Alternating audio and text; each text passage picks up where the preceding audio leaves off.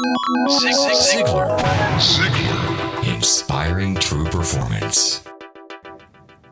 Hi everyone, my name is Blake Lindsay. This is Jill Tibbles. Hi. We certainly want to say welcome to the Inspire Podcast. It's a Ziglar podcast that we do free every single week.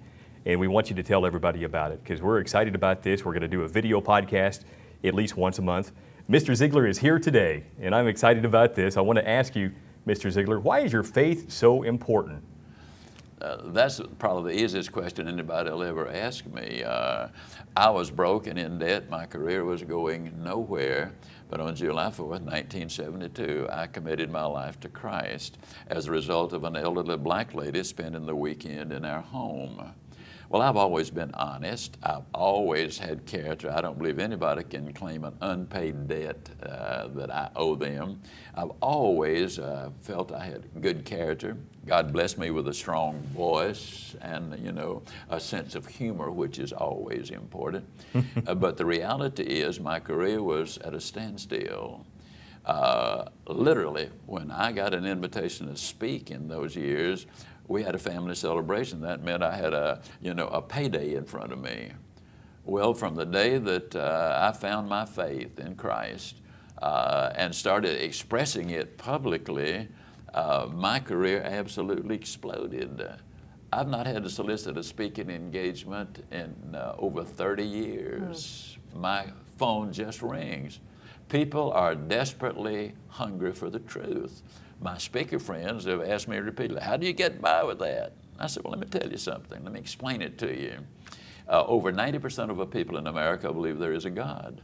Why on earth would I risk offending over 90% of my audience by not talking about what they believe? Good point. Friend, now that is not good marketing. As a matter of fact, that's not marketing at all. So God has blessed that effort. And I have kind of a role model to go by, and that was our founding fathers. Our founding fathers were educated for well over a century in this little book, the New England Primer. Now, in this little book, that's where they got their education. Over 90% of all of the educational thrust was of a religious, moral, ethical nature. By 1950, the percentage was so small you couldn't even measure it. And by 1960, it was anti-God, anti-Christian. Now, all you got to do is look at the corporate scandals and the government scandals and the violence that's on in our society, the immorality that's on in our society, and you will understand why the founding fathers were so insistent on forming public schools so that people could learn how to read so they could read the Bible. They instinctively knew that God's possibles were infinitely greater than man's permissibles. That's what I discovered in my own career. God's possibles have certainly been better to me than man's permissibles. The founding fathers knew that we needed a governing authority. Now, we've kicked God out of just about every place. That is, some people think He's not there, but He's everywhere.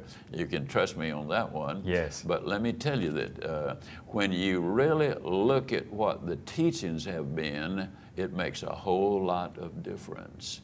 And when we look at a governing authority, can you imagine a baseball game without an umpire?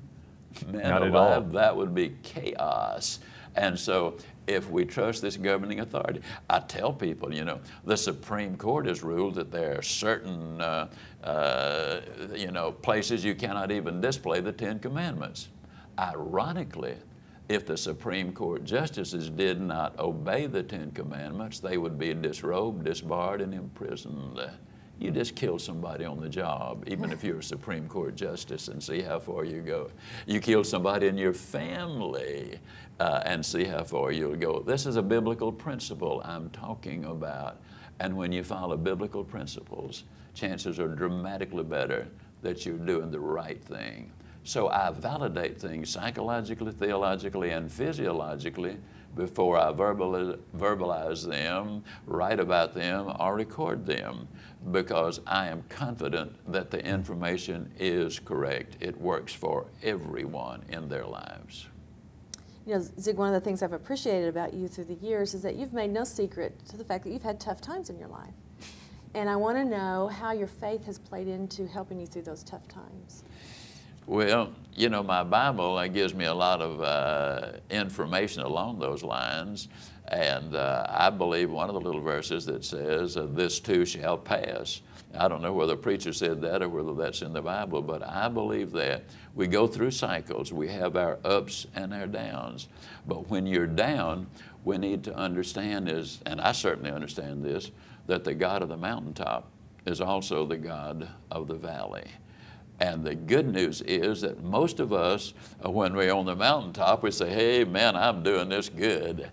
When we're in the valley, we say, Lord, I need help. And that's where the difference comes in. He always hears the prayer of a believer. How do you explain to people, occasionally, you know, you get a person that says, why did God let that happen? You know, referring to the war, the terrorism, or something negative in your life. And how do you explain that? Actually, the explanation of that is very simple. God did not create us as robots. He created us for a purpose, and that purpose was to worship Him. Yes. And if He had created us and made us have everything just right, what would be His need? And so a loving God put us in a position so that we could grow and mature and have a fulfilled life in every way. And so one of the things that I've really hung to is the Romans 8:28, which says that all things work together for good to those who love God, who are called to serve according to His purpose. Now, that does not say that everything that happens is good. It says God takes our foul-ups, and we have lots of them, and use those foul-ups to take us up. That's where my faith comes in.